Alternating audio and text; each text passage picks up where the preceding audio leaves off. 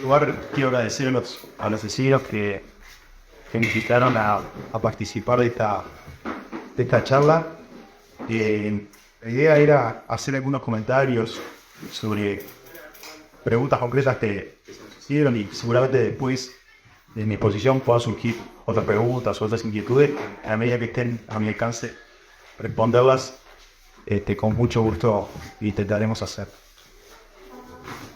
Creo que, como en el título de la exposición que pusimos, habitualmente se suelen ver ciertas tensiones en lo que tiene que ver con las normas de derecho civil, las leyes dadas a lo civil, sobre todo en lo que tiene que ver con lo que habitualmente se denominan ocupaciones o bueno, en el ámbito del Código Civil ingresamos o podemos llegar a ingresar al derecho de posesión y la tensión que esta normativa, que no es para nada nueva, con la tensión que a veces tiene con normas de carácter penal, específicamente en nuestro país con las disposiciones del Código Penal y las reformas que históricamente tuvo la definición del delito de usurpación.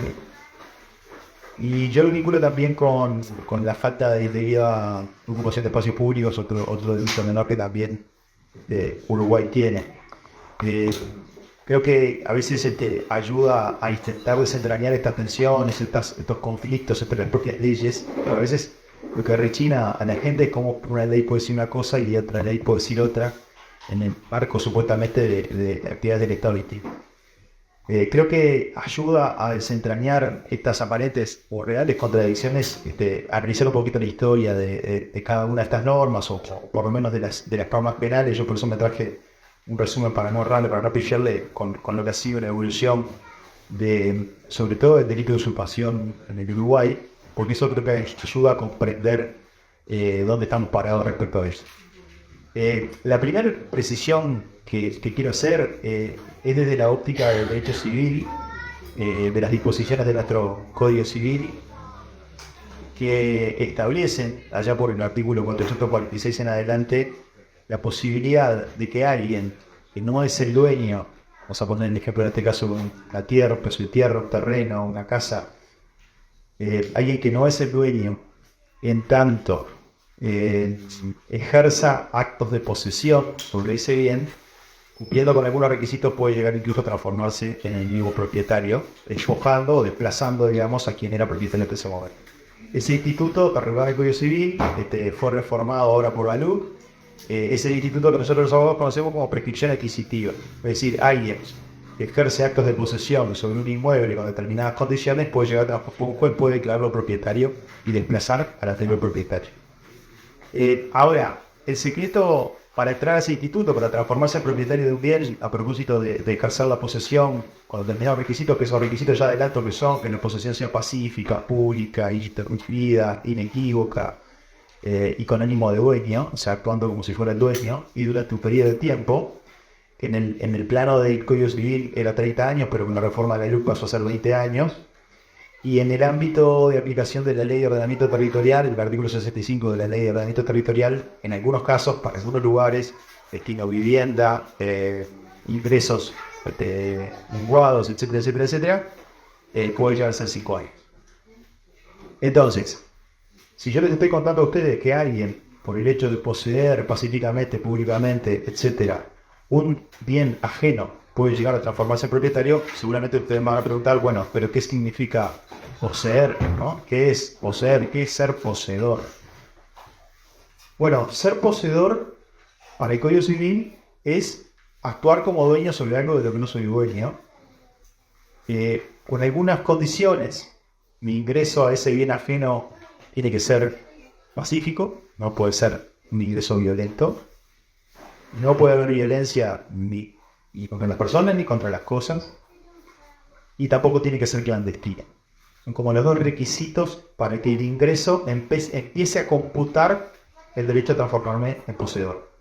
Mientras no soy poseedor, soy un simple tenedor, y bueno, puedo ser desalojado por los procedimientos habituales del propietario, o incluso otros poseedores quieren contra el que nosotros denominamos en el ámbito del Código Civil como tenedor, ¿no? Tenedor es menos que poseedor.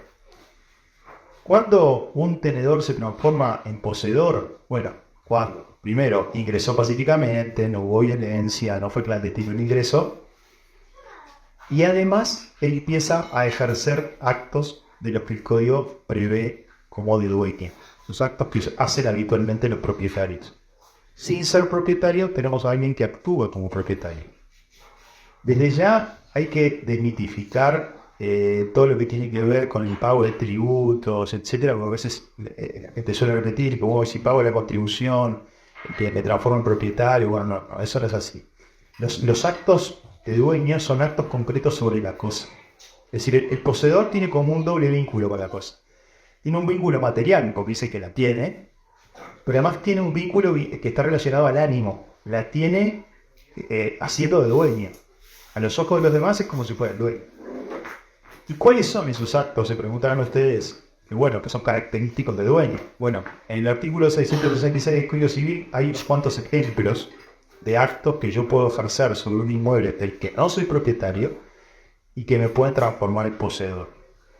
Esos actos son cerrar el inmueble, hacer una construcción, hacer una plantación. Todos esos actos son típicos de dueño. Es decir, el que hace un cercamiento de terreno, el que construye un rancho en el terreno, el que planta cosas en el terreno, el que realiza podas en el terreno, el que lo mejora, etcétera, etcétera, son actos típicos de dueño.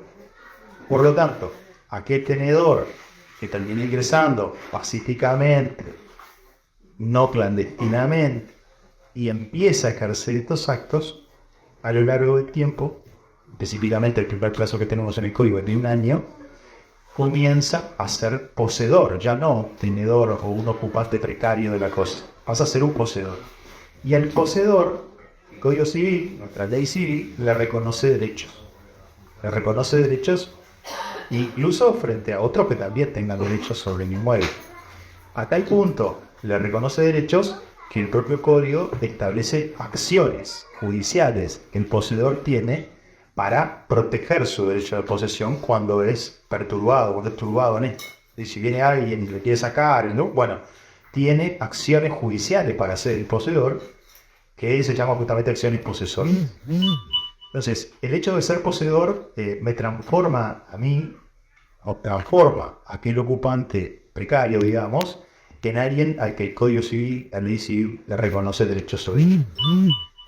Es cierto que esos derechos eventualmente ceden ante el propietario si el propietario hace una acción que el código también establece, que es la acción reivindicatoria. Es decir, el propietario tiene todavía una acción para recuperar la propiedad, incluso frente al poseedor. El tema es que la acción reivindicatoria es un juicio de estructura ordinaria, decimos nosotros, es un juicio largo, donde el poseedor va a poder defenderse, seguramente en tanto no sea propietario va a perder, pero va a poder reclamar que se le indemnicen las mejoras que hizo en el terreno, etcétera, etcétera, etcétera. Y además, por la vía de los hechos trae consigo un periodo que se hizo ese juicio de reivindicación, digamos, de estabilidad en la tenencia, porque hasta que no termine el juicio no lo van a poder desalojar, y no estamos hablando de desalojos, digamos, rápido, porque el juicio, como les decía, el juicio de reivindicación es un juicio que llega a distancia de 1 año, etcétera, etcétera. Todo ese tiempo el poseedor se mantiene en la ocupación, digamos, legítima de ese bien. Por lo tanto, si uno mira en nuestro sistema normativo solamente las leyes civiles, se encuentra con estas características que yo les decía, que la ocupación pacífica, no clandestina, empieza a lo largo del tiempo a generar derechos en tanto yo ejerza actos de dueño, ¿no? Pero con eso como ejemplo hace un ratito. Esto, si uno mira sobre el derecho civil, parece, bueno, no solamente cuando yo cumplo con esos requisitos y me transformo en poseedor, puedo usar legítimamente de esa cosa, sino que además tengo herramientas para protegerme de otros que me quieran sacar. Y además, si cumplo con todos esos requisitos durante un lapso mayor de tiempo, los 20 años para el Código Civil, los 5 años para la Ley de Ordenamiento Territorial, incluso puedo lograr que me declare propietario por el modo del piso adquisitivo, ¿no? Esto requiere un trámite judicial, no es que pase automáticamente. O sea, alguien que, por ejemplo, hace 20 años que posee con todas estas características un inmueble ajeno, que no es propietario, puede iniciar un juicio que se llama prescripción adquisitiva, donde va a tener que probar todo esto que yo estoy diciendo. Va a necesitar hacer un plano de ese inmueble, etcétera, de ese terreno, y va a poder lograr que un juez lo declare propietario y por lo tanto desplace al último propietario que figuraba en el registro como titular de ese inmueble. Esto me interesa relacionarlo con lo que habitualmente se escucha por ahí, los derechos posesorios. Los derechos posesorios no son otra cosa que esto, los derechos que tiene el poseedor sobre el bien, y en tanto son derechos se pueden transmitir. Por lo tanto es común a veces hablar de que me ceden los derechos posesorios. Es decir, alguien que era poseedor me cede los derechos que tenía sobre ese bien. Esto es un negocio absolutamente legítimo. Lo único que hay que tener ciertos cuidados, porque si yo voy a celebrar una sesión de derechos posesorios donde alguien me cede sus derechos posesorios, en primer lugar paso a ocupar el lugar que tenía de él. Pero si mi idea es continuar haciendo o realizar el trámite de prescripción adquisitiva para transformarme en dueño, no solamente voy a tener que probar que yo completé el plazo de los 20 años, o de los 5 si fuera para la ley de ordenamiento, sino que también voy a tener que probar que el que me cedió cumplió con esos requisitos en el lapso que tuvo él. No alcanza a comprobar solo los míos y dar por cierto que porque me cedió los derechos posesorios fue poseedor en ese lapso. Este es un problema que habitualmente se ve en algunos juicios de prescripción adquisitiva, donde la gente adquirió. Normalmente las sesiones de derechos posesorios son de un valor bastante menor que el de la propiedad, entonces bueno, es más accesible comprar derechos posesorios, ingreso al terreno o a la casa inmediatamente y le dicen, bueno, pero después hacer la prescripción y transformarse en dueño. Sí, pero voy a tener que probar que yo sigo siendo poseedor y que el anterior poseedor que me cedió a mí cumplía también con todos los requisitos. O sea, tengo que conseguir testigos de la época que no estaba yo, de la época que estaba y que me cedió a mí. Por eso es que hay que tener cuidado cuando el propósito es terminar toda esta historia con una prescripción adquisitiva que me transforme en búho. Les mencioné en algún momento la ley de ordenamiento territorial, es el artículo 65, ahora les voy a leer un poquito de eso. Recién me refería al Código Civil. El Código Civil es el artículo 1211 y 211 que dice la propiedad de los bienes inmuebles y los derechos reales se prescribe también por la posesión de 20 años, sin necesidad de parte del poseedor de presentar título y sin que pueda oponérsele la mala fe, salvo las excepciones en el artículo 53. Quiere decir que el Código Civil reconoce esa posibilidad expresamente con el requisito temporal de los 20 años. Obviamente que esos 20 años tienen que ser continuos, ¿no? Por supuesto. Y la ley de ordenamiento territorial, en el artículo 65, dice aquellas personas cuyo núcleo familiar se encuentra en situación de precariedad habitacional, de acuerdo con los criterios establecidos por el Ministerio de Vivienda, Ordenamiento Territorial y Medio Ambiente, no siendo propietaria de inmuebles, o sea que la ley de los 5 años, la ley de ordenamiento territorial pone mucho más requisitos en parte restrictiva. O sea que yo tiene que ser un núcleo familiar en situación de precariedad, no puede ser propietario del inmueble, tienen que ser poseedores de un predio que no puede ser ni público ni fiscal, tiene que tener aptitud de ser urbanizado ese inmueble, o sea, no puedo requerir por la ley de ordenamiento un inmueble en zona rural.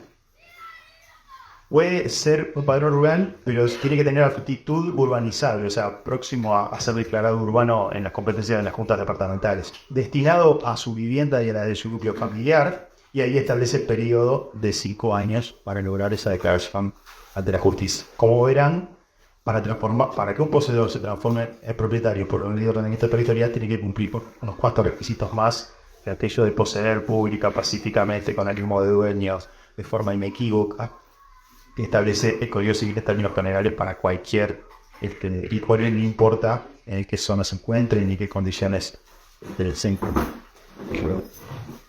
Ahora bien, ¿dónde empiezan los problemas? Bueno, los problemas o las tensiones empiezan cuando nos mudamos del ámbito del derecho civil y nos trasladamos al ámbito del derecho penal. ¿Por qué? Porque la historia normativa uruguaya en este sentido puede resulta, a mi juicio, bastante contradictoria. Se aprueban unas normas en materia de derecho civil, que fue todo lo que acabamos de relatar. Algunas son bastante antiguas, como el Código Civil, otras más modernas, como la Ley de Ordenamiento Territorial, pero por otro lado, los mismos legisladores sancionan normas penales que entran en tensión o a veces hasta en contradicción con estas normas civiles. Porque si nosotros nos enfrentáramos a un digamos, a una tensión entre un propietario que es propietario de un inmueble y ese inmueble ha sido ocupado y el que lo ocupó hoy ya puede revestir el carácter de poseedor.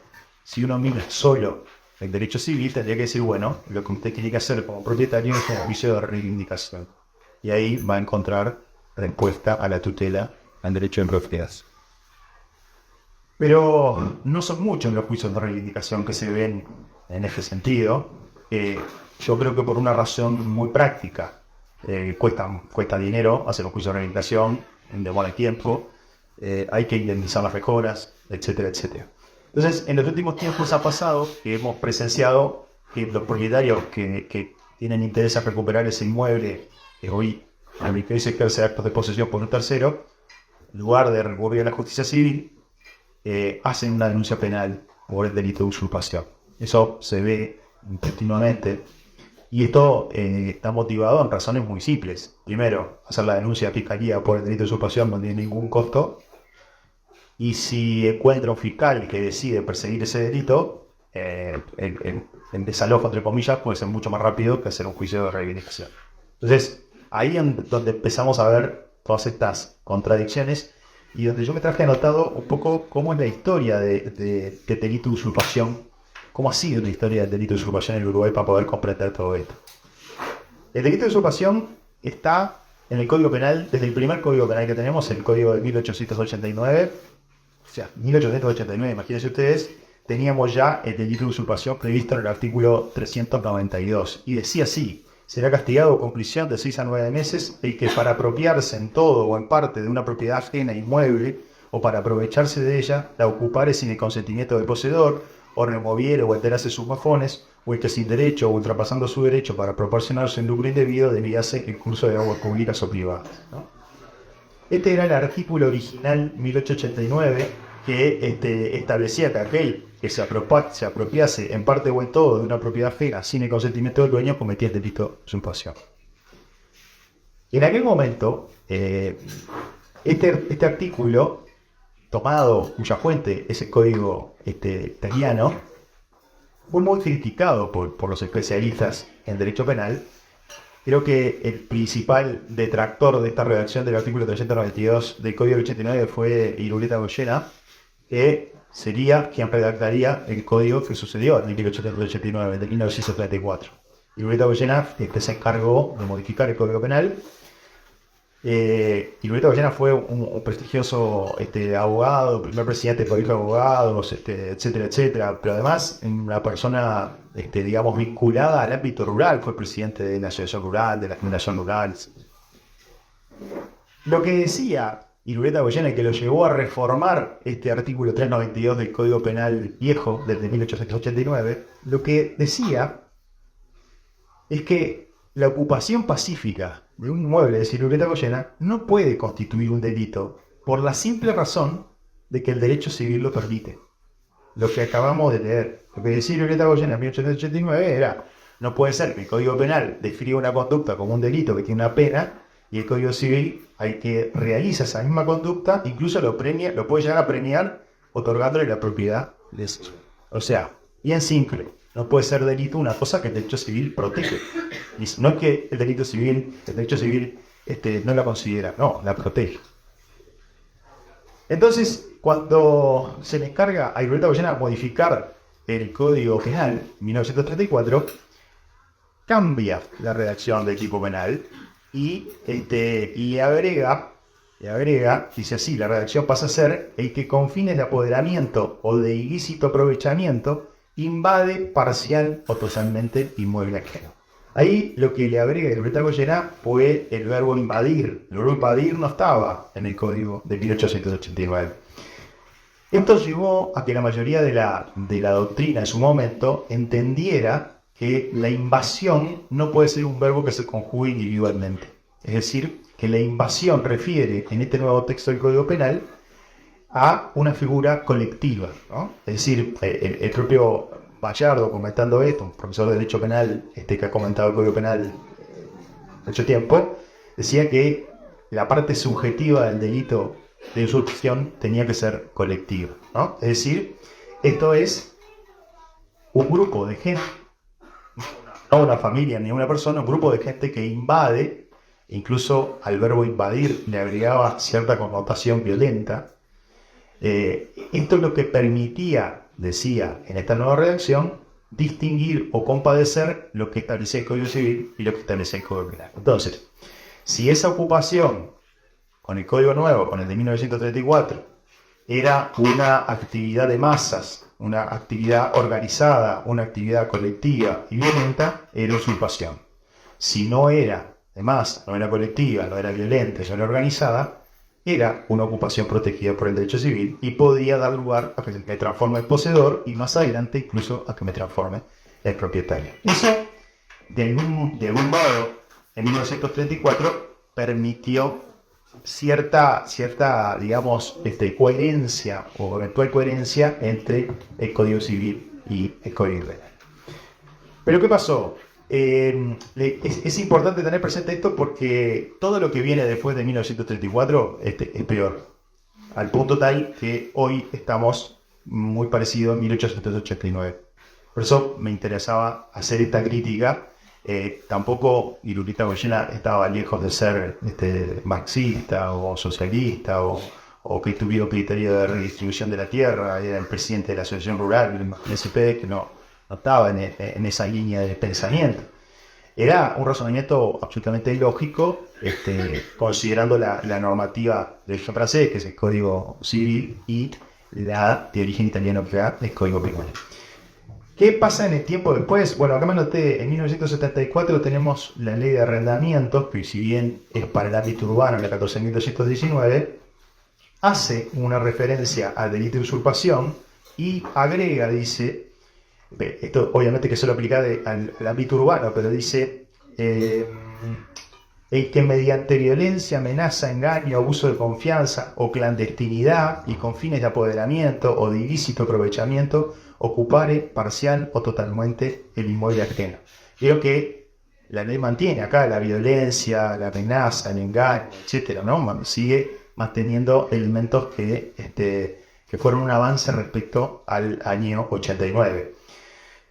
Si bien lo que se reconoce como un retroceso es que el verbo invadir pasa a ser sustituido por el verbo ocupar. En esto sí es un retroceso porque ocupar vuelve a estar teñido de esa concepción, digamos, de legitimidad que no tenía originalmente en el Código Civil. Y para no seguir aburriendo con esto, lo que sí es cierto es que en la práctica, esta ley, la 14.219, en la justicia, en el ámbito de los tribunales, llevó a que los jueces establecieran un periodo de tiempo para hacer la denuncia por usurpación, ¿no? Lo que decían los jueces en aquel momento era, bueno, usted es el propietario, me viene a decir que le ocuparon su inmueble, etc. Bueno, si usted la denuncia la hace dentro de las 24 horas en que se produjo el hecho de la ocupación, yo lo voy a caminar por el delito de usurpación. Ahora, usted no puede venir 2 meses después o 3 meses después a decir me ocuparon el inmueble, porque ya eso no lo puedo caminar por el ámbito penal. Eventualmente tendrá que hacer un juicio de desalojo o de reivindicación, como vimos al principio, si el que está ocupando ya se transformó en poseedor. Eso fue como una mecánica, digamos, procedimental que permitía mantener vigentes las dos normas, aplicar las dos normas, ¿no? Es decir, teniendo en cuenta el tiempo que hacía en que se había producido la ocupación. Está claro que una ocupación de 24 horas todavía no generó ningún derecho a favor del ocupante. Viniendo más acá en el tiempo, en octubre del 2005 tuvimos un hecho que hizo cambiar la normativa, que fue la sanción de la ley 18.116. No sé si todos recordarán, pero en el 2005, previo a una temporada turística, 8 personas ocuparon un chalet a 2 cuadras de Borrelero, Punta del Este. En realidad, ocuparon el jardín del chalet, ¿no?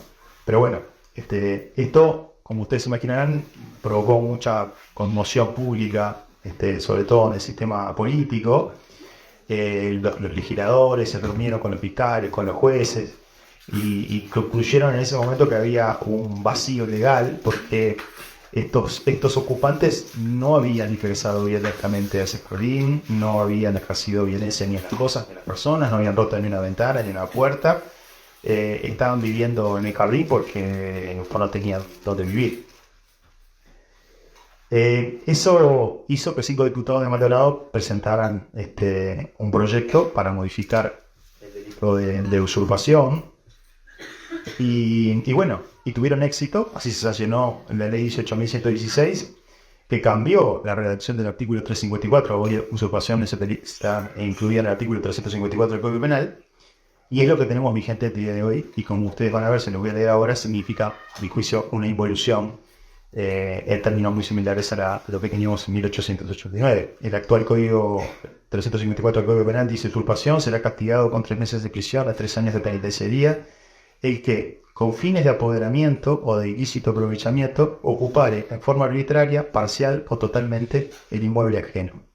Pues dice: el que con fines de apoderamiento o ilícito aprovechamiento removiera, alterara mojones que determinan los límites de un inmueble.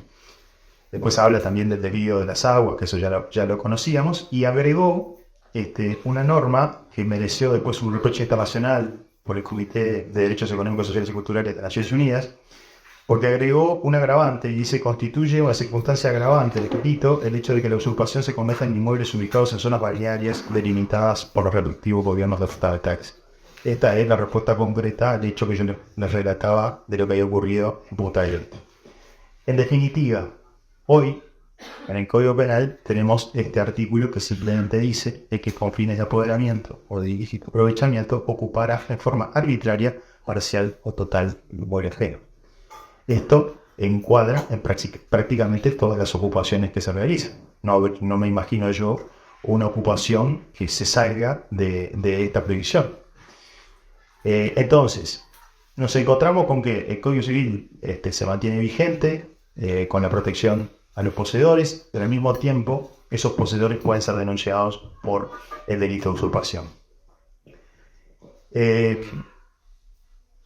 Está claro que la protección, el bien protegido en estas modificaciones es la propiedad privada.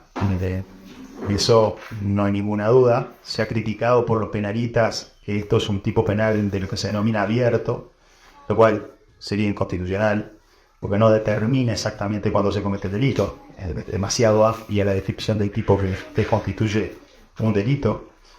Y bueno, y cabe preguntarse cómo compatibilizamos a aquellos poseedores que cumplen con todos los requisitos del Código Civil o de la Ley de Ordenamiento y se transforman en propietarios que al mismo tiempo cometen un delito. ¿Qué sucede?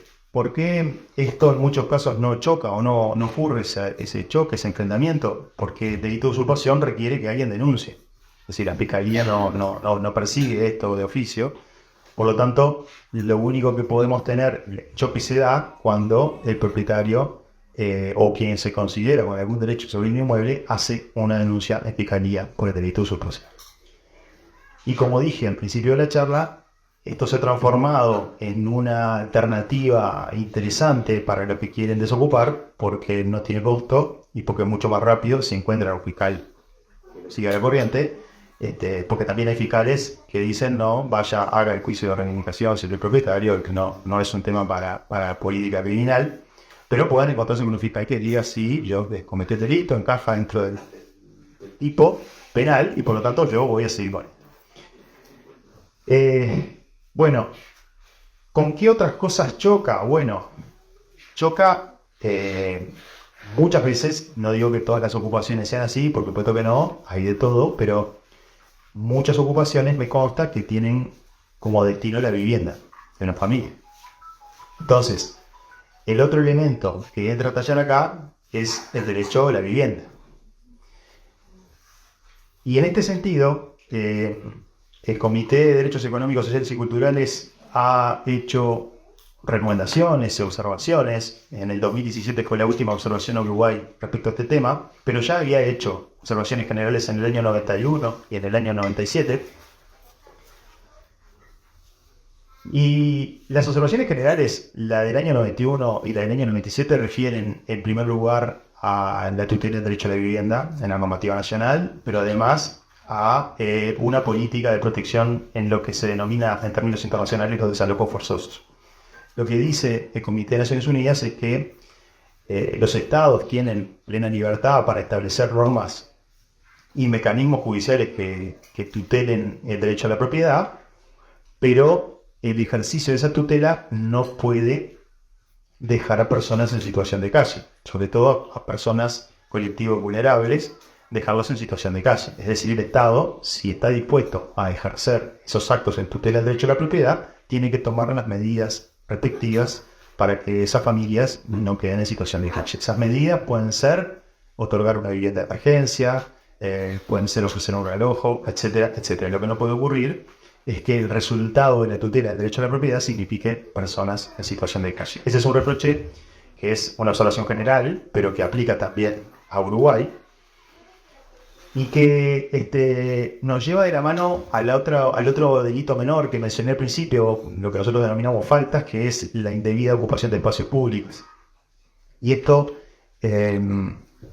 para personas en situación de vulnerabilidad habitacional, se transforma prácticamente que en la existencia del delito de usurpación y de la falta de indebida ocupación de espacios públicos se transforma definitivamente en una forma de criminalización de la pobreza.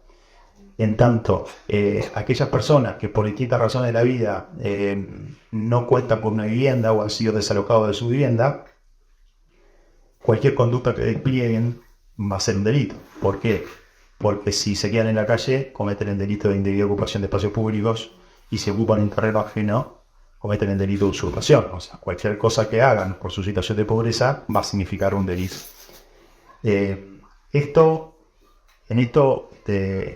Muy interesante la posición de lo que escribía Carlos Ferreira ya en 1914 sobre el derecho a habitar, sobre que los seres humanos nacemos con un cuerpo, tenemos una existencia física que ocupa un lugar en la Tierra. No hay manera de andar flotando, y por tanto, lo que decía Ferreira, que después fue tomado por Valle Ordóñez, por Baltasar Brum, incluso diversos discursos de Valle Ordóñez siendo presidente, de Baltasar Brum también siendo presidente, de Domingo Arena, hacen referencia a eso de un derecho fundamental a donde apoyar los pies en la tierra, ¿no? Tener un lugar donde apoyar los pies, como un derecho inherente a las personas, ¿no? Entonces, como un derecho que debe nacer con nosotros. No puede ser que todo nos sea ajeno, absolutamente todo sea ajeno, todo este planeta sea ajeno a alguien.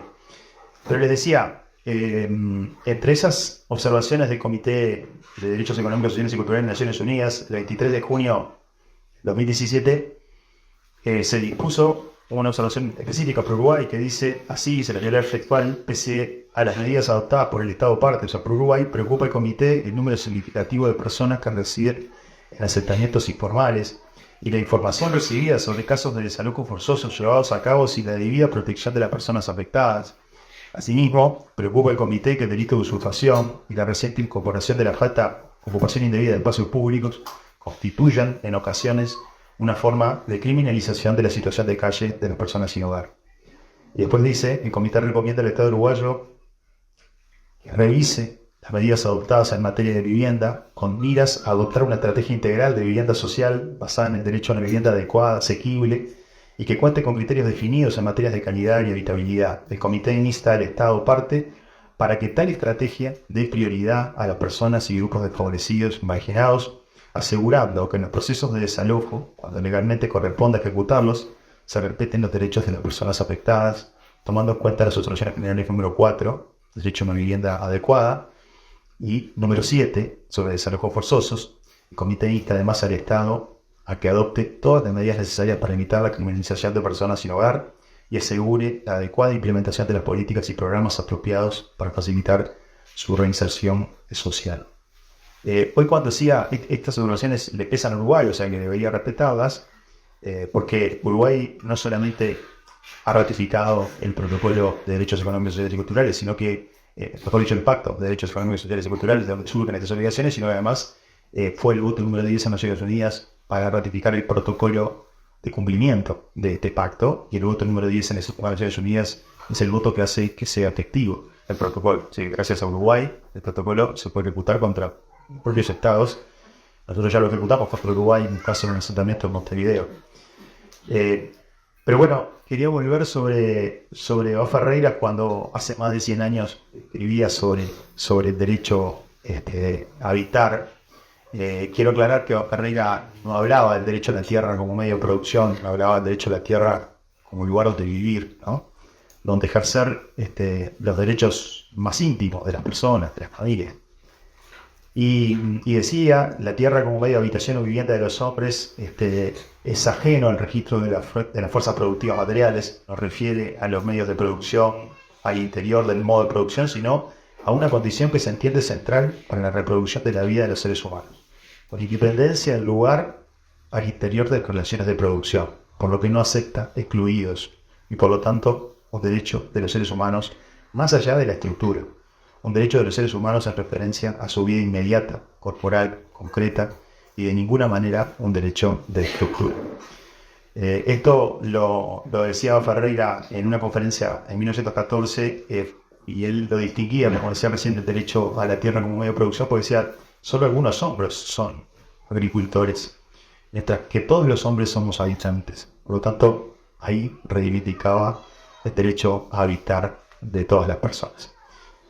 Bueno, a mí me emociona la posición de Ferreira, lo que hemos escrito al respecto, pero que no quiero aburrir con eso.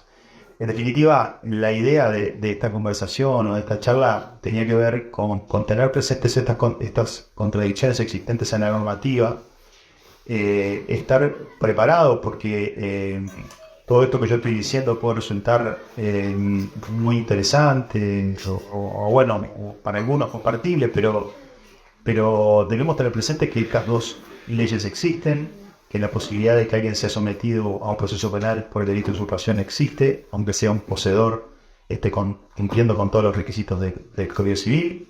Yo creo que ahí se pueden escribir algunas estrategias legales, pero no se puede asegurar resultados a nadie, porque dependemos mucho de la voluntad política de aplicación de estas normas. Yo estoy convencido, sigo la teoría que ya nos inventó mío, que ya le indiqué, de que el delito de usurpación admite un cuestionamiento hacia esa constitucionalidad. Por lo tanto, aquella persona que sea sometida a un proceso penal de usurpación, yo creo que debería interponer un recurso de inconstitucionalidad ante la Suprema Corte de Justicia. No sé con qué suerte, pero debería hacerlo. Pero esto no es garantía de nada, es más que nada una reflexión. Y bueno, ojalá en algún momento Uruguay acondicione, haga coherente sus normas. Sé que hay algunos que quieren hacer coherentes, no para el lado que yo las haría, pero bueno, mi aspiración es que de alguna manera la coordinación y la coherencia de toda esta normativa se revise algún día con perspectiva de derechos humanos y por supuesto siguiendo esa directiva de Carlos Bocarreira. Les dejo por acá la exposición y habíamos previsto dejar un espacio para preguntas, así que con mucho gusto, si también alcancen, con mucho gusto respondo. Bien, gracias. ¿Qué pasó? Daniel, gracias. No sé, yo fui una autora en Arriba, la moneda. Y entonces que no voy a hacer más. Y que ahora. Con las digital, la digital.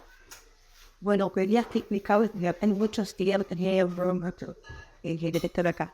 Entonces, acá, en esta Eso ya se usa en el micrófono, sí, ya. Agradecemos al doctor Sereta que esté acá, realmente, ¿no? Que encima de esta semana de turismo y todo, y que haya venido. Y para mí particularmente es de interés de tener la posibilidad de hablar con usted por el tema de visibilizar la situación de Punta Negra, porque la situación de Punta Negra es muy grave. Porque acá, los que están acá son poseedores de buena fe, son poseedores que cumplen con los requisitos que nuestra ley exige para la posesión. Pero acá el tema que se está dando es que acá hay maniobras delictivas, maniobras fraudulentas, ¿no? de las personas que vienen con títulos a desalojarlos, a denunciarlos por usurpadores, cuando los delincuentes son quienes vienen a sacar a los que están en la legítima posesión. Entonces, esa es la gravedad que estamos viviendo en Punta Negra. Y ahí tengo la valija, ¿no? Porque acá, es decir, yo presenté denuncias junto con la Intendencia de Maldonado por esta situación. Acá, Punta Negra, originariamente es Valerio Punta Negra de Portezuelo, es quien vende los terrenos, hace un fraccionamiento y vende a ciudadanos argentinos. 1976, 1980, estos terrenos se venden. ahora en este momento aparecen vendiéndose esos terrenos a través de apoderados. Los poderes, los gobernantes fallecidos, ¿no? Es decir, poderes, cuando un escribano controlaba los poderes, desinvestido por el Suprema Corte de Justicia, con un prontuario tremendo. Por esos poderes se han presentado a denunciarlos a ellos por usurpadores, cuando los delincuentes son ellos, ¿verdad? Y entonces ellos cumplen con los requisitos que exige la ley para la posesión. Entonces no están en infracción están estas personas. Yo denuncié a Fiscalía no ha actuado. Entonces es terrible ver cómo vienen a sacarlos de la forma que vienen, ¿verdad? A hacer los desapoderamientos, entonces, y que no tenemos respuesta de Fiscalía. Entonces ya no sabemos cómo. Yo estoy acá para tratar de visibilizar esta situación, que es totalmente grave, ¿no? Porque quienes están en vulnerabilidad son ellos, pero lo más grave es que quienes se presentan con títulos a los jueces. Entonces, lo más grave de esta situación es que quienes se presentan a nuestros jueces, a nuestros tribunales, se presentan, ¿verdad? Con los títulos. Entonces, ¿y cómo es que no pueden los auxiliares de la justicia, ¿verdad?, a estudiar la titulación con la que ellos vienen? Entonces, eso es lo que me sorprende, ¿no? Y ellos ahora vienen así como vienen con la policía, ¿viste? Los alguaciles, como han vivido, ¿no?, las experiencias de desapoderamiento. Entonces, no sé si es a través de la prensa o no sé si a través de usted, no sé de qué forma podemos visibilizar esta situación, porque yo como profesional y como abogada de ellos, la Fiscalía no ha actuado cuando tengo prueba, pero prueba fehaciente de lo que digo. O sea, yo ya tengo probado que los poderes con los que han venido a reivindicar, porque lo que yo les explico a ellos es lo mismo que usted explicaba, ¿verdad? Entonces, la posesión, bien, se ejerce con los actos materiales, que todos lo tienen. Entonces, ¿quién nos puede venir a sacar? El propietario, ¿verdad? Por el título perfecto. El poseedor que tenga la suerte de tener 20 años de posesión y con toda la prueba de la posesión de 20 años, le gana al propietario, por más título perfecto que tenga, al propietario. Pero esos son chicos jóvenes, no completan los 20 años de posesión, no tenemos la defensa de la prescripción. Después los jueces no amparan las mejoras, no amparan, es decir, el hecho de haber construido, bueno, eso no lo amparan, porque ¿cómo lo catalogan a ellos? Poseedores de mala fe. Entonces no hay muchos de los de acá que han construido, ¿verdad?, con construcciones importantes de material, y los han sacado, han tenido que perder todo. ¿Ante quiénes? Ante estas personas que vienen sin título, con títulos así, a través de apoderados falsos, ¿no? Y la maniobra ha sido increíble, porque cada vez que yo he sacado a la luz, por ejemplo, saqué la luz que el poder que venía del escribano, que estaba desinvestido, bueno, entonces salieron a perfeccionar la maniobra y fueron a Argentina a buscar el poder hecho por un escribano de Argentina. Pero ese poder no está firmado por el poder dante, eso lo tengo probado. Entonces, cada vez fueron a perfeccionar más la maniobra para venir a sacarlos a ellos. Entonces, el tema ahora de yo estar acá es para ver, decía, a través de visibilizar esta situación que estamos viviendo, ¿verdad? Porque yo estamos en los procesos de reivindicación, ¿no? Y de delitos, pero la Fiscalía es quien tiene que actuar y no actúa. Digo, ahí yo toda la prueba, por si sí. No, la duda que me queda es, ¿esos desapoderamientos son en el marco de un proceso civil o son de un proceso civil, pero a través de esta reglamentación que ellos obtienen fraudulentamente? O sea, por supuesto. Entonces, ellos se presentan ante nuestros tribunales, ante nuestros jueces, con estos títulos, porque van con el título. Pero ¿cómo tienen el título? Porque el apoderado, en algunos casos estaba muerto, entonces el poderante estaba muerto, y viene el apoderado a comprar con la sociedad la promesa de compraventa. Entonces fue una gran maniobra. Sí, de todas maneras, los ejemplos que yo ponía, no había, y esto en la zona de Montevideo, en la periferia de Montevideo, no he visto, Esta característica. no van ni siquiera por acción reivindicatoria, van directamente a la denuncia de fiscalía. Entonces tenemos gente que ni siquiera tiene la oportunidad de presentarse ante un juez. Simplemente viene el fiscal en la fiscalía, lo lleva a la policía y le dice, mire, o se va mañana o lo formalizamos por usurpación.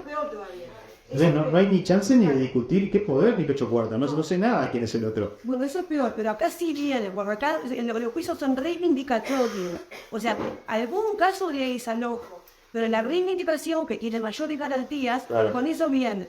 Pero en la reivindicación tiene 30 días para contestar la demanda. Por supuesto, pero ¿qué pasa? Que viene con esos títulos.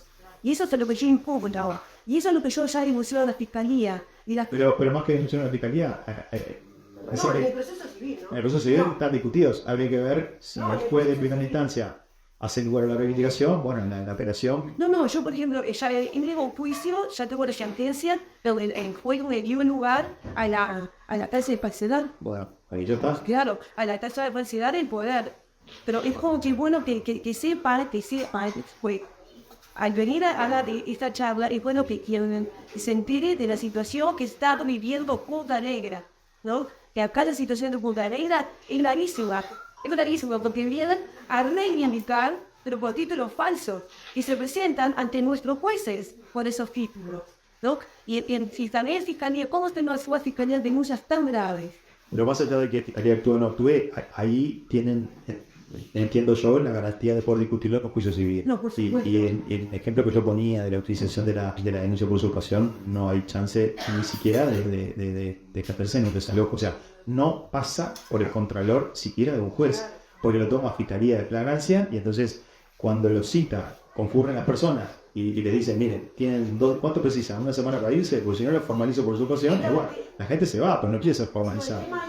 Cuando lo denuncia por usurpación, está bueno en muchas ocasiones los vestidos como privado y tienen posesión. Claro, no, y en el caso que exista un proceso civil en trámite, por supuesto que no va a funcionar.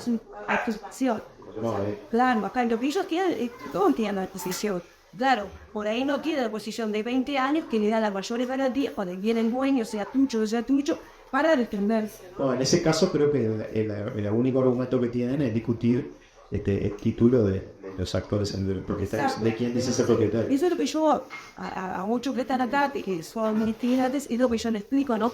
Que cuando ellos vienen a un juicio reivindicatorio, yo puedo impugnar la Sí, claro. acción, ¿no? Entonces, estamos con esas garantías. Lo que sí, que muchos no llegan a los 20, porque si no, yo en la defensa, por supuesto. Sí, hay que tener cuidado ahí, porque en general, por lo menos los tribunales de Montevideo, la prescripción de la ley de ordenamiento territorial, la propia ley dice que se puede esgrimir como defensa en un juicio. Claro. Pero la prescripción adquisitiva de los 20 años, durante mucho tiempo, se sostuvo que es la de 30 de antes, no la de 20, se sostuvo que solamente se podía hacer valer por vía de acción. Y ahí teníamos un problema, porque no es que yo lo puedo esgrimir la prescripción como defensa en un juicio de reivindicación. Como reivindicación. Yo, es decir, cuando hago la defensa, Reconviene. lo reconvengo por reivindicación y presento Eso está bien. todo como si voy a... Como si fuera a hacer la pequeña iniciativa.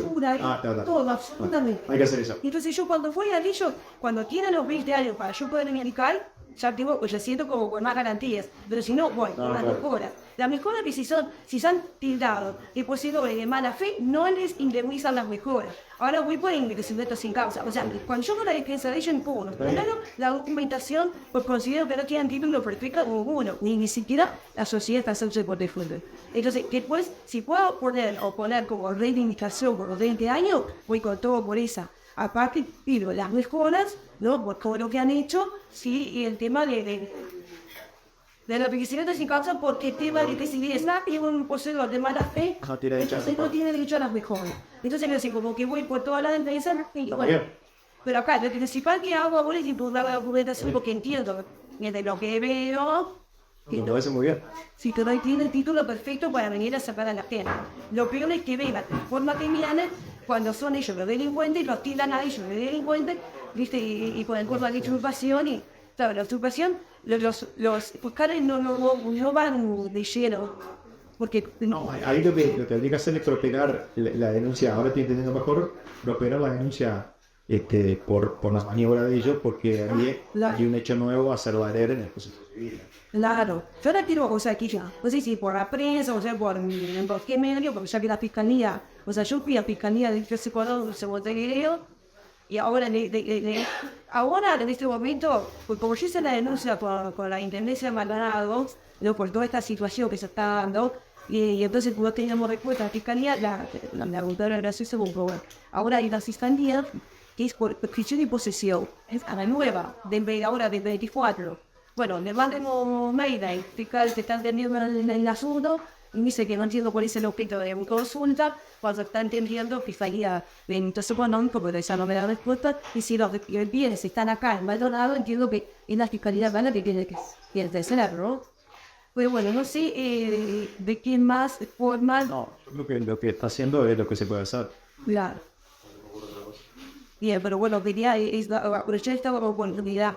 Gracias.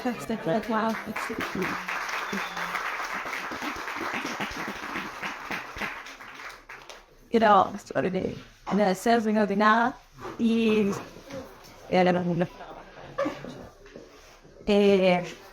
a mí me queda resonando mucho la responsabilidad estatal, más allá de todo esto que sabemos que es de lo legal, hay una responsabilidad de Estado que nunca aparece, es la que tú trajiste en todo esto de los derechos, ¿no? Es un derecho a la vida, por sobre todo, que Uruguay nos está haciendo responsable.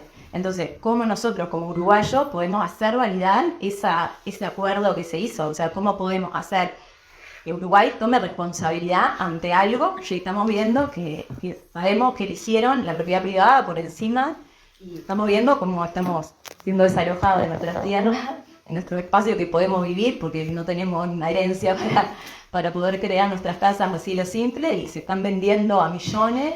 Entonces, bueno, ¿dónde está la responsabilidad estatal? Y yo siento que ahí creo que es una posibilidad y no sé por dónde, o sea, qué ves vos o de dónde podemos articular eso, si es a través de redes, si es a través de una denuncia internacional, pero me parece que es importante esa responsabilidad estatal y que eso, que si ni jurídica ni nada te está respondiendo, bueno, a ver dónde está alguien que responda, ¿no? Listo. Yes. Bien, respecto a esto último, yo creo que lo que hay que trabajar es el derecho a la vivienda, ¿no? O sea, la vivienda, esto del derecho a habitar de Baparriga, hay que bajarlo a los tipos actuales como el derecho a la vivienda, derecho que todas las personas deben tener a una vivienda digna, asequible, bueno, se puede decir que todas las características que definen a la vivienda, con la estabilidad que requiere el derecho a la vivienda, que vale la pena aclarar, el derecho a la vivienda no es derecho a ser propietario. El derecho a la vivienda es el derecho a tener vínculo con esa casa que constituye mi vivienda, con un grado de estabilidad mediana. Es decir, que yo sepa, el derecho a vivienda está garantizado, por ejemplo, con pagar los alquileres, puede pagar el alquiler, con un subsidio de alquiler para el que no puede pagar el alquiler. Es decir, con un vínculo estable entre esa persona y el lugar que constituye su vivienda.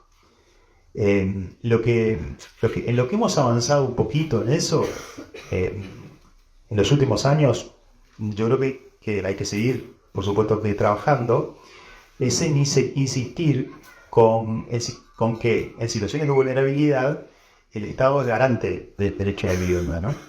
Y esto, nosotros empezamos a hacer juicios por el derecho a la vivienda hace unos cuantos años. En el Uruguay no hay muchos juicios por el derecho a la vivienda, no más de 15, como mucho.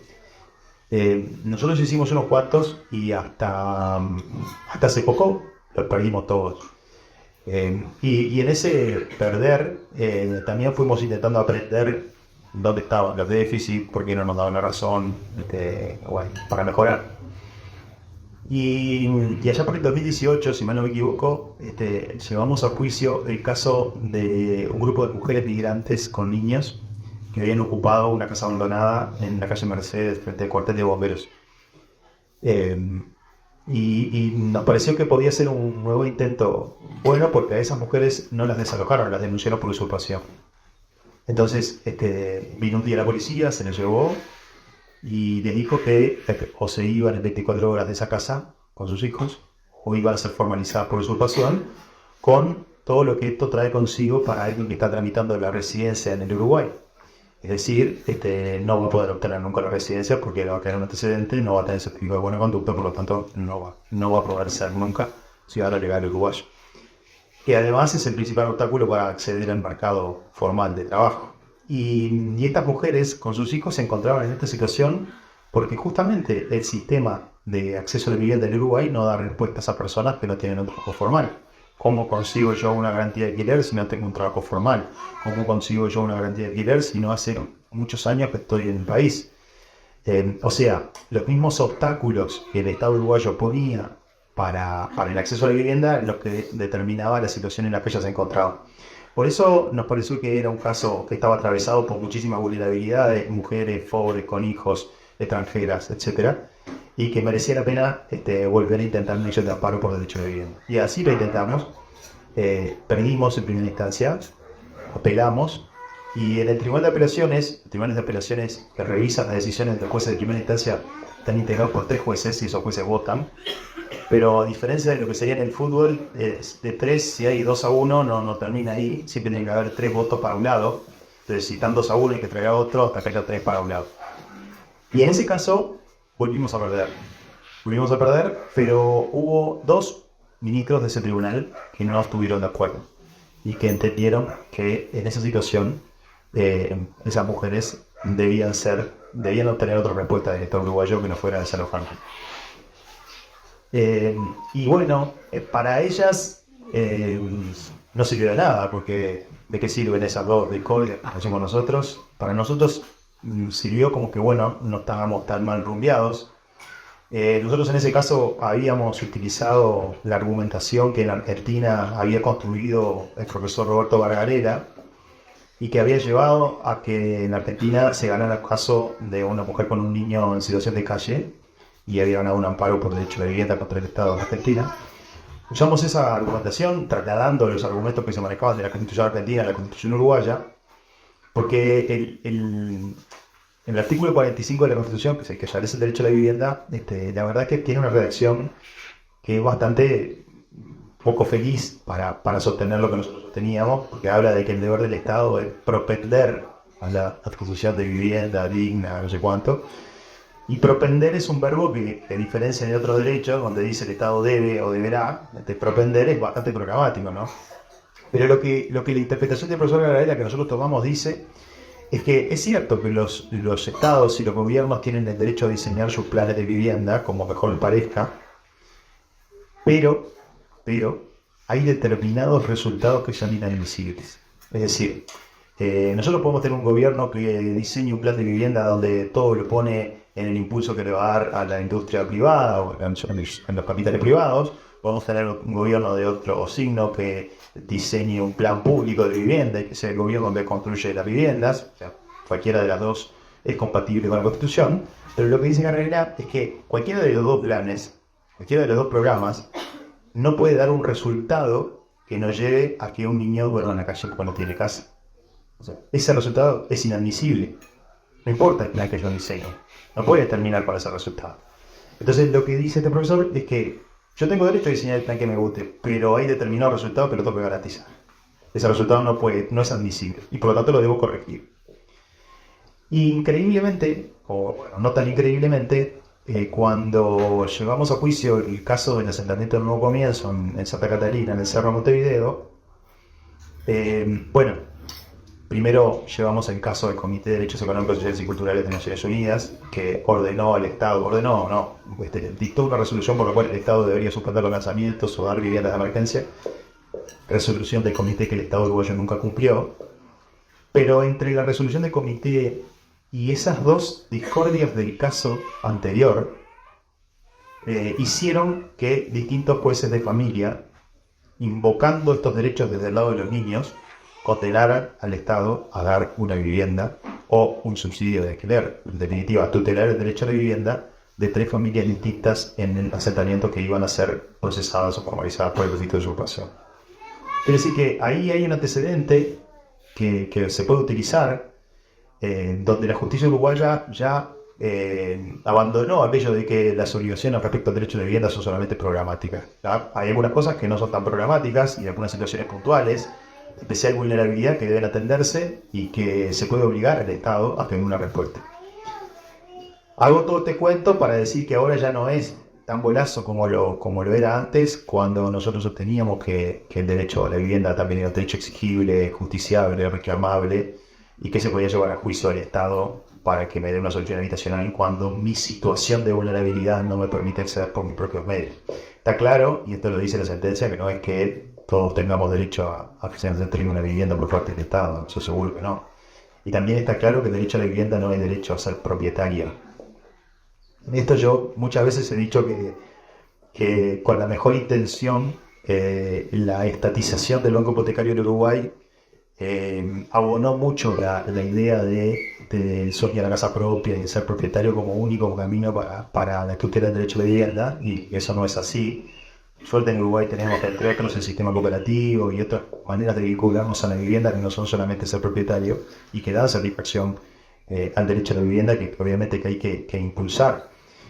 Tan no es así que, bueno, no tienen por qué saber, pero el banco hipotecario no nació siendo un banco estatal, ¿no? Fue un banco privado. Y la propia estatización del banco hipotecario dio lugar a una discusión entre dos figuras de la época, que eran Emilio Reus, que vino contratado para ser el gerente del banco hipotecario privado y después diseñó los planes de vivienda del banco hipotecario público, y Alejo Rosselló Rius, que era un filántropo de la misma época, pero que estaba en contra de que la única solución a la vivienda estuviera en manos de un banco. Él decía que era inmoral que el derecho a la vivienda estuviera en manos de un banco, aunque ese banco se llamara banco hipotecario, porque los bancos nunca iban a entender la verdadera esencia del derecho a la vivienda, sino que lo único que iban a hacer era lucrar con el deseo de ser propietario o de ver la satisfacción al derecho a la vivienda solamente por la vía de la propiedad.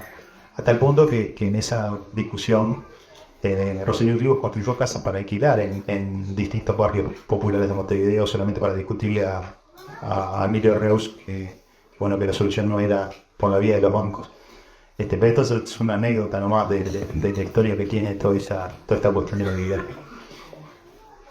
Así que bueno, no sé si respondí o me fui por las ramas, pero bueno, no es tan bolazo como en su momento dijimos. Aquel que es desalojado y queda en situación de calle no puede reclamarle al Estado en la medida en que su situación es desesperante, no puede reclamarle al Estado por la vía judicial una solución habitacional, que en los casos que se han ganado ha sido no entregarle una casa, sino un subsidio de alquiler por 12. No sé si hay alguna otra pregunta por ahí. ¿Sí? Buenas tardes. Mi nombre es Retiro Zaperida. Pasa, sí, te escucho.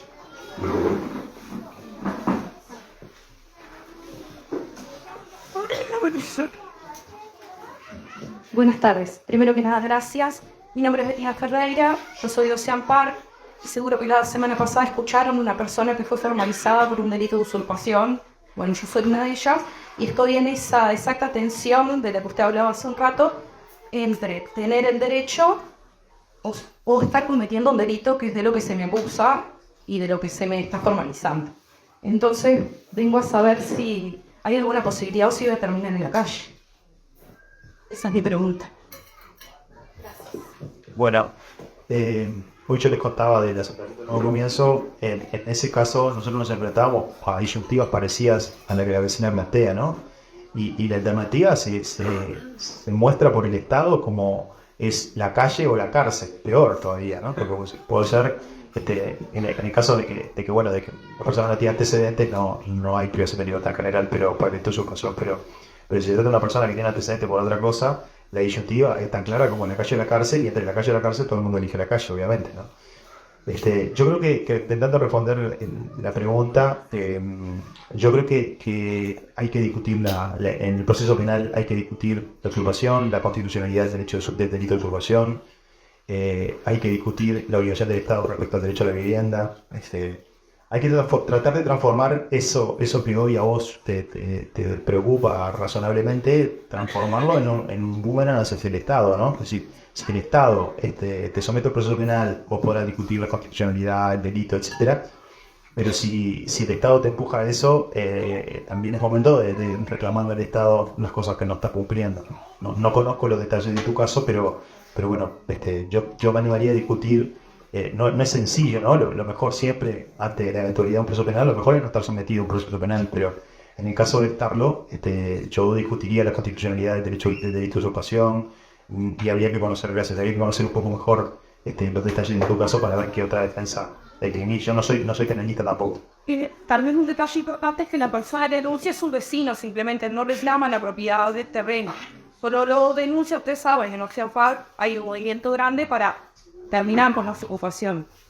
Pero la persona no reclama la propiedad de ese terreno, quedaría nuevamente vacío. La casa está construida, yo digo, ahí no tengo a dónde llevar una casa privada del hombre. Sí, la persona que me denuncia no es muy... ¿Y cuánto hace que estás ahí? Efectivamente, septiembre del año pasado. Por eso también mi situación me convierte en una situación precaria, digamos, de tesoro precario, porque no llego al menos el año ahí. Vale, claro. Sí, ese es el problema. Yo discutiría en el ámbito penal el delito, pero no se me ocurre mucha otra cosa que hacer. Lamentablemente esa es la situación. ¿Sí? Vos habías comentado que la persona que denunciado tenía que tener, bueno, ser propietario o tener algo de que Sí, bueno, es la primera vez que escucho que el denunciante no es el titular de los derechos sobre la ciudad. Porque normalmente, si va cualquiera a hacer una denuncia que no tiene ningún vínculo, lo que tradicionalmente pasaba es que la fiscalía no claro. No, something of what about sino mi porque también. por ahí no se puede. Si fuera el fiscal diría, no, vaya a la vía civil, usted tiene un derecho armado. Pero bueno, es una cuestión de criterio de la fiscalía. Realmente no es No requiere instancia. O sea, la denuncia, capaz que yo no esté haciendo hoy, la denuncia no es un requisito formal, no es que tenga que existir una denuncia de determinada persona.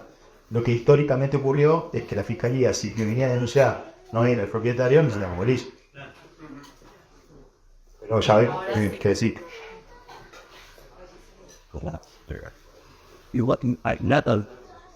Entonces, Hice venir en otra persona, pero a mí me viene esto que la ley va y sigo con esto de que nosotros estamos viendo esta situación, por ejemplo, así como pasa en otros lugares, en este caso la sociedad anónima tiene mucho nivel bien, en realidad, junto tenés. Entonces, ¿cómo podemos ver? O sea, si no se puede pedir, bueno, es que una denuncia a la otra. Sí. Para tener un amparo legal que me está investigando. Y hasta tanto la gente se va quedando sin datos y va quedando... O sea, ellos van a hacer acciones, mientras tanto, y se gasta todo ese proceso.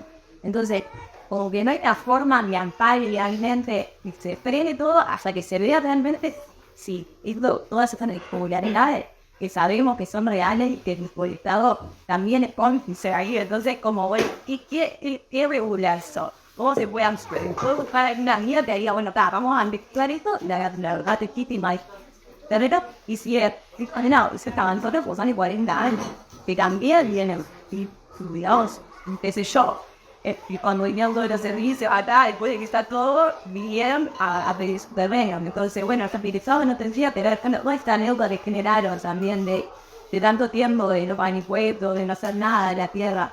Bueno, regular eso a través de estos terrenos. Está viviendo gente, amparar desde el territorio en el congelador. Entonces, claro, debería exacto, como si no hay un amparo, ahí que se pueda frenar. Aparte eso de terrenos son no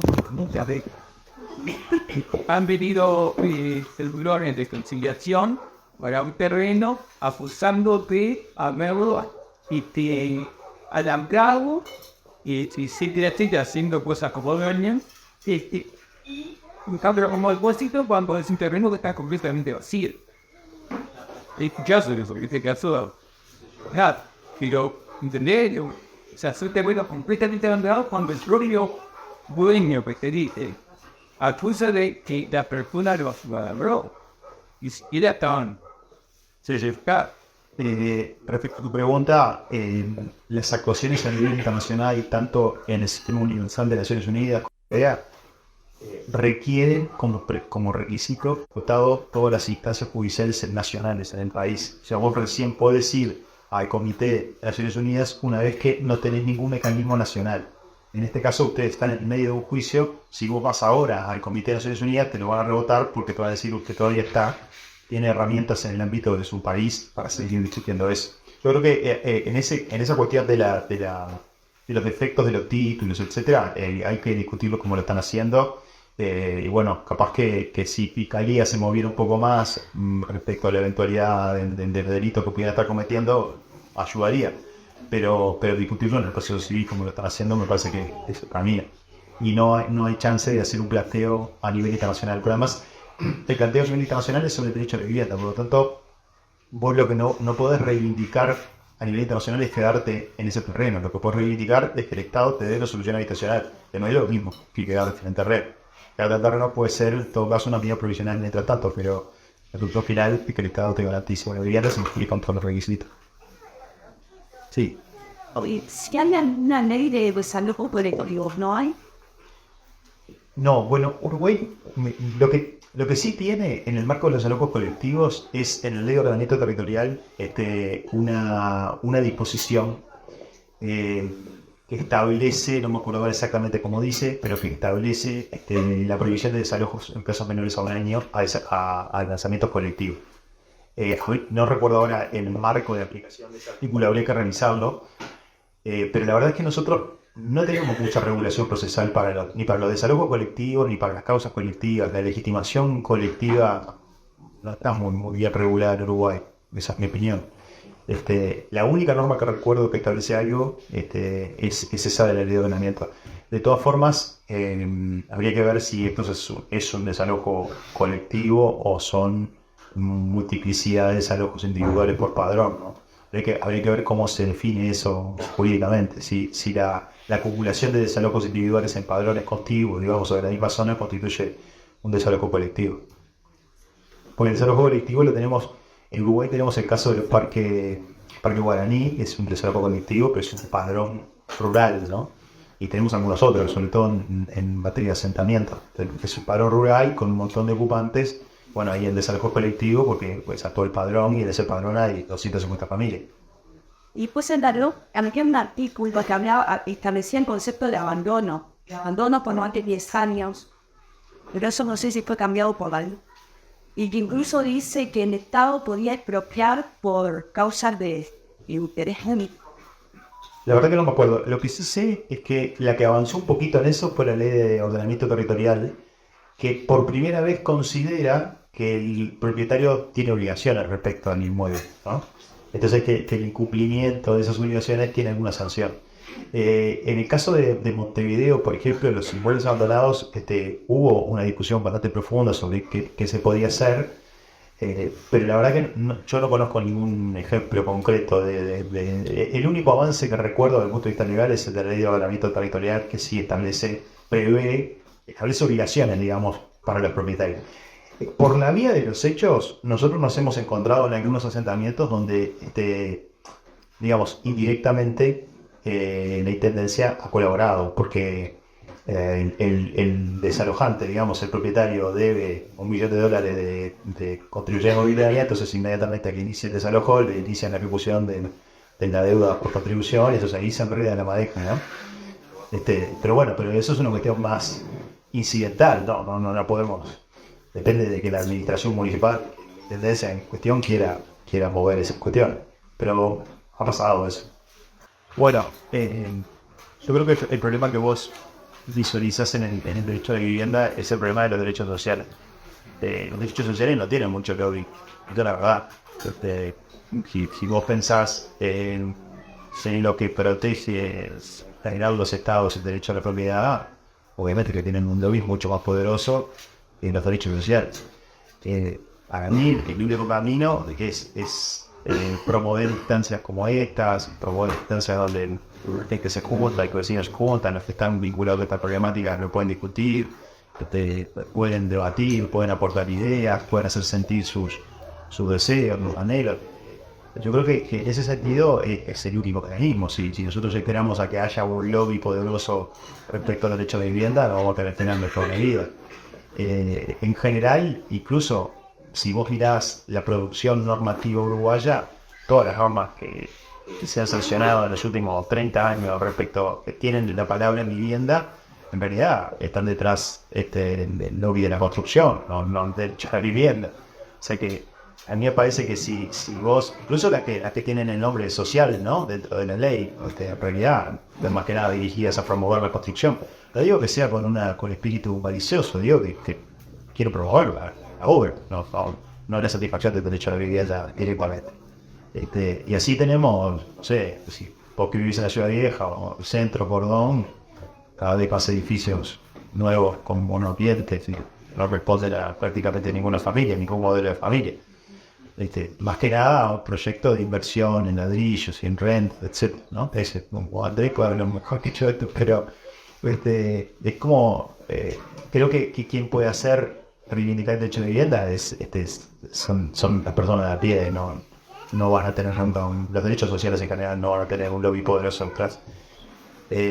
Y respecto a lo que decías de lo que ocurre con las viviendas abandonadas, yo hoy contaba el caso del 2018 de esas mujeres con niños que ocuparon esa casa abandonada frente al cuartel de bomberos, y esa casa sigue igual tapiada como en el 2018. Entonces, no solamente hay una cuestión del derecho de vivienda, yo creo que hay una cuestión también del derecho a la ciudad, ¿no? Que gana la ciudad con esa casa cerca de derrumbarse, tapiada durante 10 años. No provecho para nadie, yo usando a nadie ni como vivienda, ni aporta nada, le aporta negativamente en la ciudad, ¿no? O sea, eso también hay un aspecto ahí que sumarlo a toda esta problemática.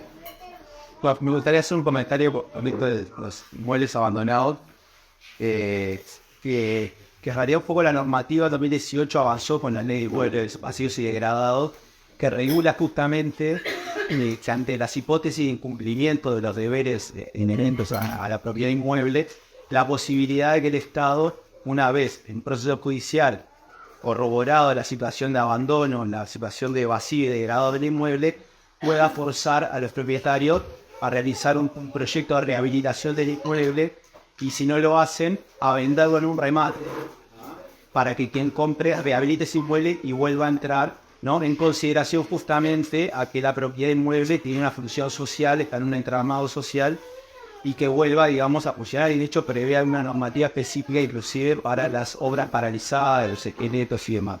Con lo cual hay una percepción de que, bueno, si bien puede haber un entramado de derechos respecto a ese inmueble que está abandonado, bueno, esos entramados de derechos sigan culminando respecto al producido de un remate en una cuenta bancaria, pero que el inmueble se reconstituya y vuelva a la circulación. Entonces digo que ahí, digamos, es uno de los avances concretos con pie. En el 2008, 10 años después, hay un avance normativo específico en esa línea. Tímido, poco ejecutado, porque tiene, digamos, el comienzo de sanción va por el Ministerio de Vivienda, la Agencia Nacional de Vivienda. Empezó en Ciudad Vieja con un paquete con unos 40 inmuebles más o menos, y bueno, pero también me parece que tiene que ver con esto, cómo se lidia con el tema de la inconstitucionalidad eventualmente al ir contra, digamos, ahí con la propiedad, que eventualmente por un incumplimiento de los deberes inherentes a la propiedad inmueble se pueda terminar desapoderando de ese inmueble. Y bueno, son esos pequeños avances, esas aproximaciones sucesivas, digamos, en estos procesos de largo aliento. Pero digo, ahí hay un mojón también para hacer pie, digamos, específico de Barcelona. Y que también la Intendencia de Montevideo en esa época aprobó una adicional a la contribución inmobiliaria para los casos de inmuebles vacíos, digamos, una forma de grabar un poco más y desalentar, o sea, no, solamente hacer esa cosa. Bueno, hubo un comentario, ¿no? Con respecto a lo que decía él, nunca pude dejar de mirar, nunca pude olvidar que el sistema jurídico de un país no se ha ido de forma autónoma. es algo que es un apéndice o una prolongación de un sistema también judicial. Lo que se llama poder judicial bancarico, y uno está por la raíz de la estudiación de todos los sistemas como en el Uruguay, en otros países, es el sistema capitalista empeposo de realidad, al final del día pasa por terminar. No porque porque sí, los derechos no existan, sino que los derechos, las cosas que vienen es curarse o meterse en quicio, pero ¿cómo se ganan esos quicios? Ganados el sistema, bueno, por la movilización de gente, por la lucha de gente. Esa es la clave. Eso es lo que hay que hacer. Ahora, desde el punto de vista jurídico, lo que ha mencionado Juan son también estrategias para que esas necesidades de gente puedan ser de alguna manera acogidas y tengan un lugarcito dentro del sistema que su conjunto cambiará no a través de una acción judicial, solo que van a cambiar el sistema social, no ni siquiera me gusta acción judicial. Pero bueno, en ese sentido, una cosa que mencionó que a mí me gustaría saberla es si la intendencia de Maldonado juega o podría jugar como aliada si los vecinos de Punta Negra con el reclamo de los impuestos que le está debiendo la gente, porque yo imagino que las deudas de son muy grandes.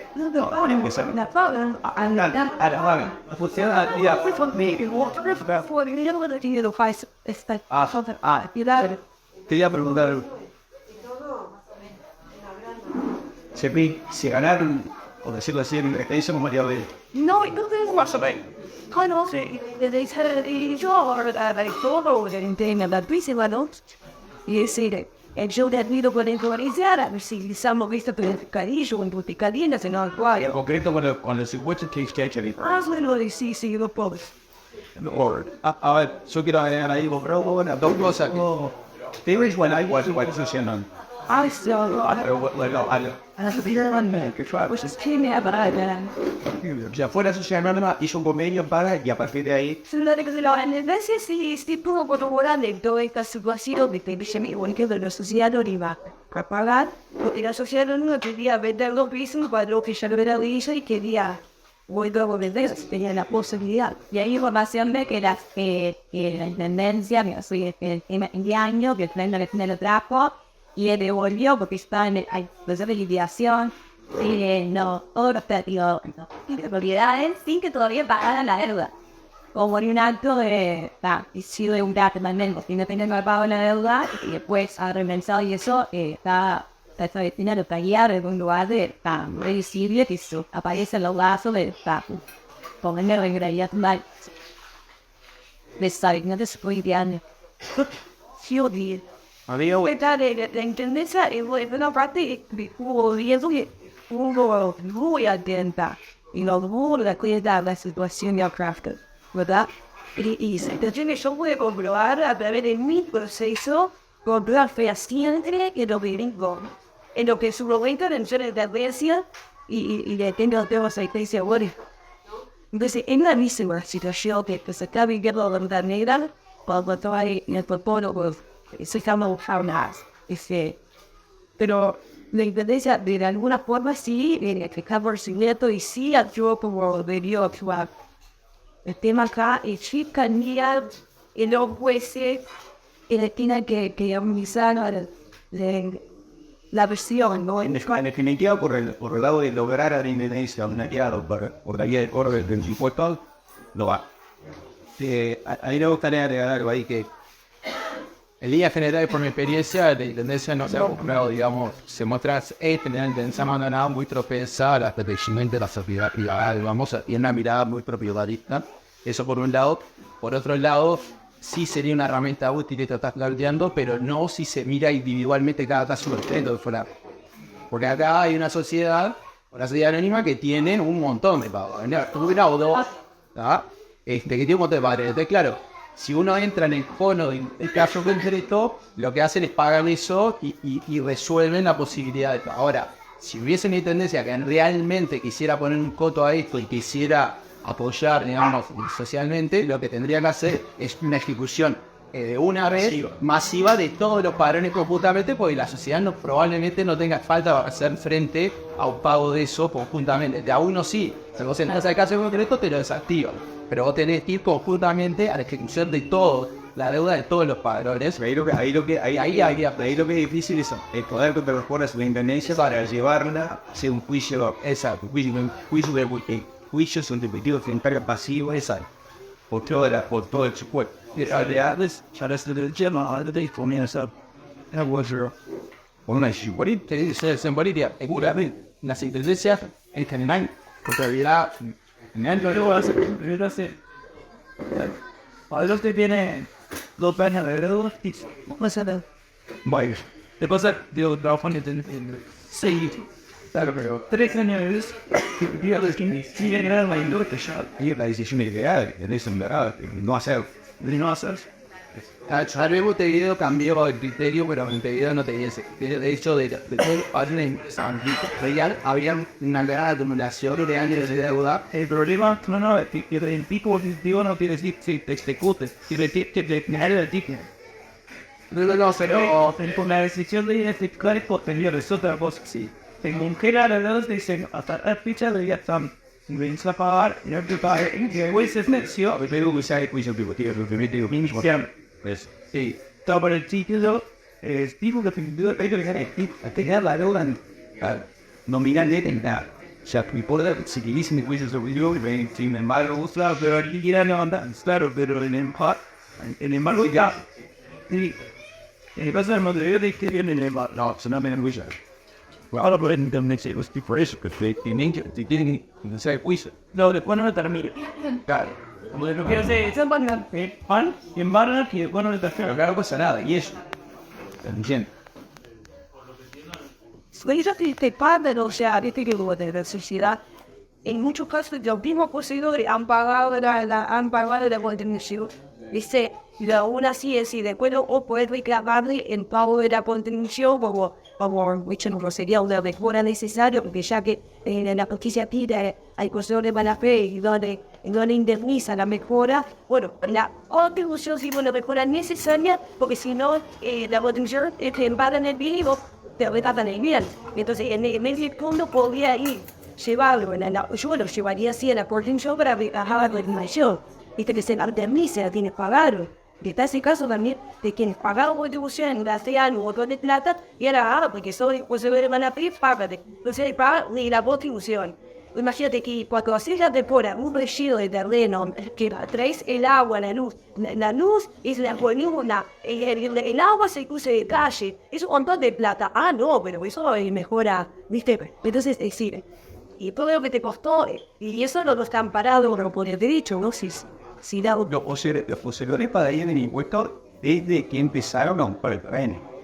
Habría un montón de deuda anterior y la sociedad anónima o quien fuera no previsto y no correspondería tampoco por los No, claro. Entonces eso tendría que haber los españoles. No, pero es acá en Washington, y ya no igual te irás con un canal de también, pero acá, actualmente no hay caso. No, pero te digo para utilizarlo como una herramienta directa de gestión frontal. Pero viste que, por ejemplo, ¿cómo decimos de esa herramienta? A ver, si por el pago, yo te una cosa, para hacer la reivindicación o una acción que sea, tiene que pagar la contribución. Si no, se supone que no pueden iniciar la gestión, se pagó la contribución. En algunos casos han dado intentando para adelante de salud sin pagar la contribución. Y es ley, que sin pagar la contribución, no se puede hacer un juicio reivindicatorio. ¿No? pero ahí hay una mirada individualista en caso concreto. Acá el punto es, si se hace un relevamiento de todos los padrones que hoy en día de hoy están vacías, son propiedad de la sociedad, ¿ah? Y eso se tiene una deuda masiva con la intendencia, con un monto considerable que realmente sea pesado para la sociedad o inmanejable, la intendencia tiene en su mano la posibilidad de establecer condiciones a la sociedad, porque dice, bueno, si no yo te ejecuto todo el paquete de deuda que hay de todos los padrones, ¿ah? Te los llevo, te los embargo y eventualmente te los llevo a remate, con lo cual empieza a socavar, digamos, la base del negocio colectivo. Si vamos al individual, sí, entras en ese caso concreto y eso te pierde fuerza, pero entonces puede ser una medida como ejercicio de medida colectiva, empezar a inventariar eso, saber el nivel de deuda que tiene hoy por hoy todos los padrones que están vacíos de la sociedad con la intendencia, y en función de eso ir a la intendencia con una medida colectiva, digamos, un movimiento colectivo de presión y de poner en la esfera pública, digamos, el caso y esta medida, porque de alguna forma embretas a la intendencia que tome cartas en el asunto, porque en los casos concretos, como no es juez ni parte, se lava las manos, pero acá tiene una medida concreta para poder. Buenísimo, a ver, volvemos así, tenemos que ver bien exactamente lo que no se hace en Bardenés, de esa forma, tengo entendido, pero vos decís, sabe a ti, O si se siente analizar de qué propietario social. claro, De qué propietario. Hacer un paquete total. claro, Y el punto es pensar en la vía, la cual puede ser y la independencia, hombre. Sigue la independencia que Yo creo que lo que hay que hacerle es hay que hacer el trabajo para entender el SAS, ¿no? Se pedazo. Identificar arbolito sea y cuántos padrones es titular de 150 padrones, cuáles son, número tal, tal, tal. ¿Qué deuda de contribución tienen esos padrones? Suma 36 millones de dólares. Allá hay que presentarse formalmente de diferencia, decir, somos los vecinos de acá, tienen 36 millones de dólares para cobrar.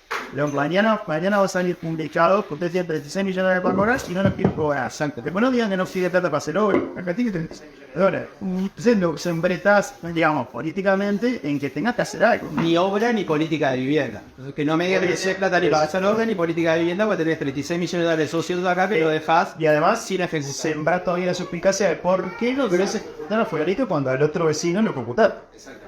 El muchacho ya tiene el brazo calabrado así. No, yo quería preguntar, o sea, un poco viniendo con esto, cómo, no sé que son casos particulares con el tema de los padrones, pero a la vez hay algo que lo explica todo, y quería saber cómo, si hay forma de demostrar todos estos actos que son fraude de ellos, si de alguna forma el resto se ve afectado por eso, y además saber qué pasa con la gente que ya desalojaron.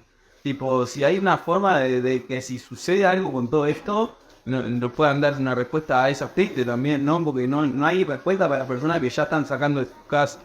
Entonces, como esa es mi pregunta. La gente que desalojaron el camino en Santon está en una situación de vulnerabilidad, es reclamar la tutela del derecho a la vivienda como son un éxito porque a veces se camino y en principio la cabeza sobre la que pesa la obligación de garantizar el acceso a la vivienda es el Ministerio de Vivienda, es seguir diseñar las políticas públicas en vivienda, no la intendencia.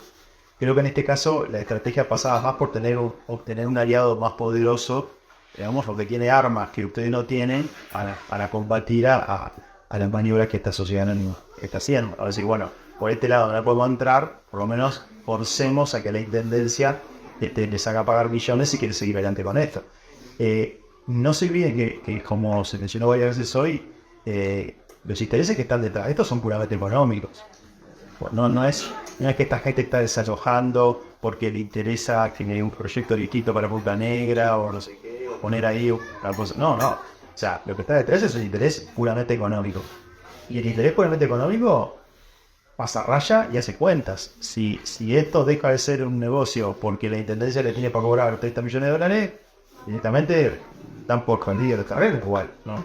No hay otro cálculo de amor a la zona o de no, eso no entra nunca, ¿no? O sea que ahí, por eso me parece que lo de hacer ese relevamiento podría ser una medida interesante, para hacerse de un aliado circunstancial, pero que te puede hacer ganar la pelea incluso.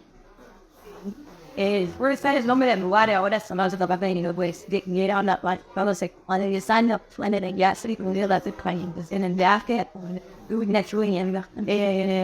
y ahí es como que está dando como un antecedente un poco esto, ¿no? De el gobierno de Canelones le dio esa responsabilidad de decir, bueno, está ahí esta deuda y poder empezar a dialogar en eso como Estado.